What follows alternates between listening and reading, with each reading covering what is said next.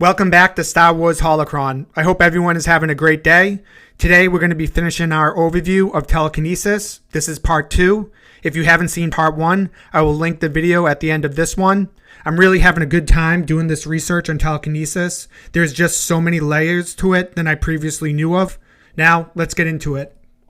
Telekinesis was used by extending one's emotions and will via the Force to grasp a specific item or things and then exerting one's will on them to make them do as the user desired.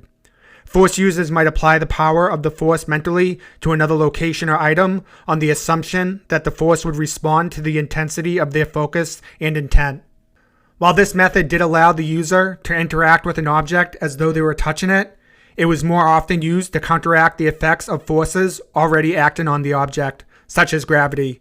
For example, one could use this method to levitate an object, making it appear to float in midair, or to attract or repel it as though it were a magnet.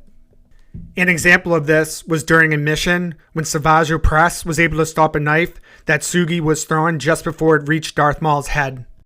A primitive form of this ability could be sufficient to make an item float in midair, but it wouldn't allow for very fine-grained control beyond that, and the amount of force supplied wouldn't be enough to push, drag, or otherwise injure the object. When a person is concentrating very hard, such as when they are meditating, they may unconsciously attract a number of things to themselves, some of which may begin to circle them and others. While this talent did enable the user to affect objects without touching them and from a distance, its accuracy, range, and strength were dependent on the user's focus, willpower, emotions, senses, and spatial awareness rather than the target themselves. This means that the user's telekinetic ability may be diminished, neutralized, or destabilized, rendering it uncontrollable. In most cases, the ability had to be utilized at close range, although there were exceptions, such as when the user knew the target was behind a corner or in another room. Therefore, the user need not to have a direct line of sight to the target in order to utilize the ability. Instead, they need only concentrate on the target, even if it is light years away and being seen via a hologram or view screen. Meditation, which pulled out a stronger and more direct connection with the Force, occasionally caused the practitioner or their surroundings to levitate accidentally due to the practitioner's heightened state of awareness. Some practitioners were so adept at it that they learned to deliberately fight against the effects of gravity, inertia, friction, and other physical factors in order to increase their range of motion and, most importantly, their ability to slow the descents. When under extreme pressure, fear, desperation, or anger, practitioners of the dark side may find that they are able to channel their telekinetic energy more effectively and with more force. Additionally, they could tap into physical pain as well. The Force might be used to control water, just as it could control lava, fire, and explosives. The inside of a target, for example, may be affected, which is especially noteworthy since it would enable a target to influence technology in certain ways by altering its internal or exterior systems. Even if other objects were partially blocking an object, the user could lock on to it by concentrating intently. This made it possible to do feats such as opening doors without touching them or deactivating and reactivating thermal detonators. Some masters were also adept at using their lightsabers in ways that didn't require them to contact the blade at any point.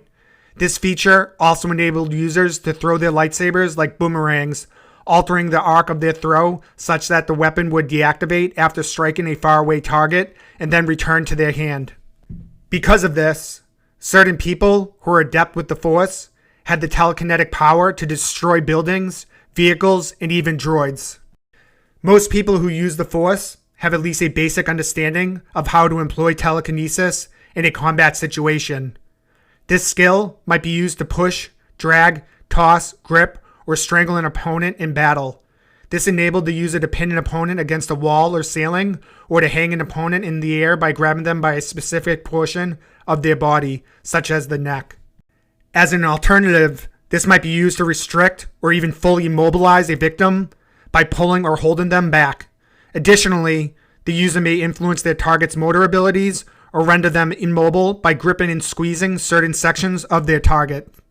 Subtle methods exist for this as well, such as throwing off an opponent's aim with a telekinetic push, whether they are wielding a blaster or a lightsaber.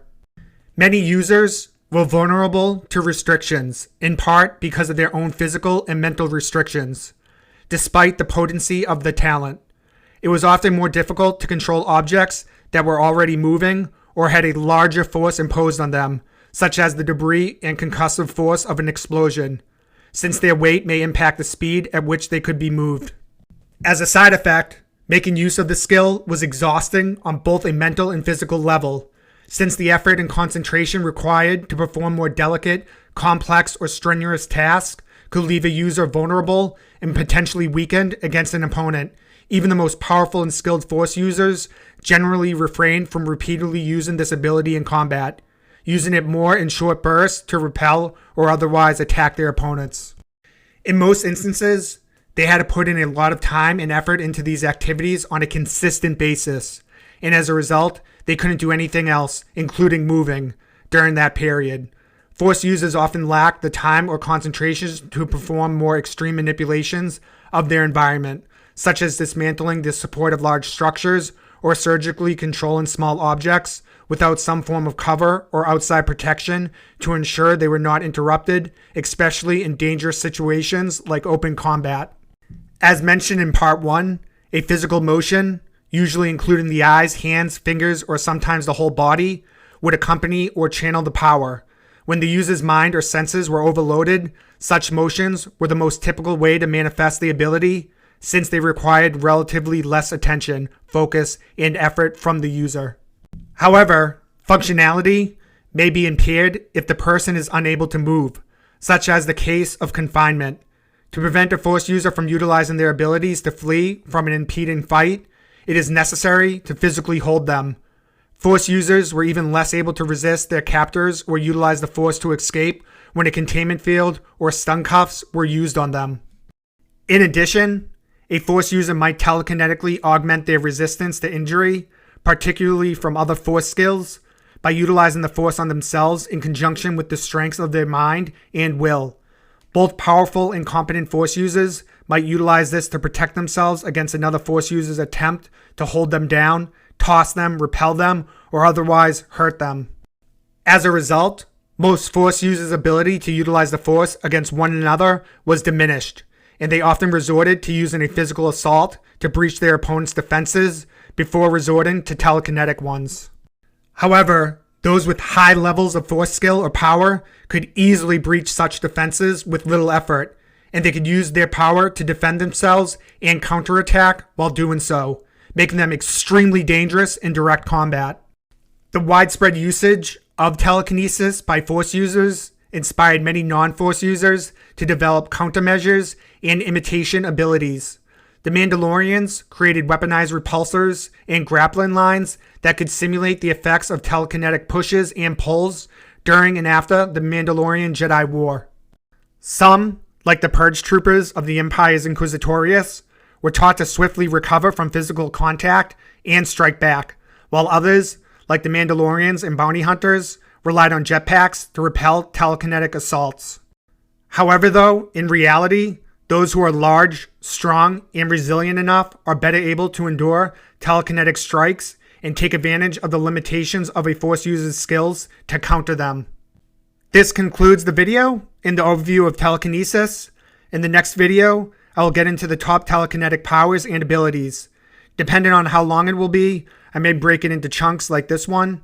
Anyways, thanks for watching, and as always, if you enjoyed the video, please force push the like and subscribe buttons. May the force be with you, always.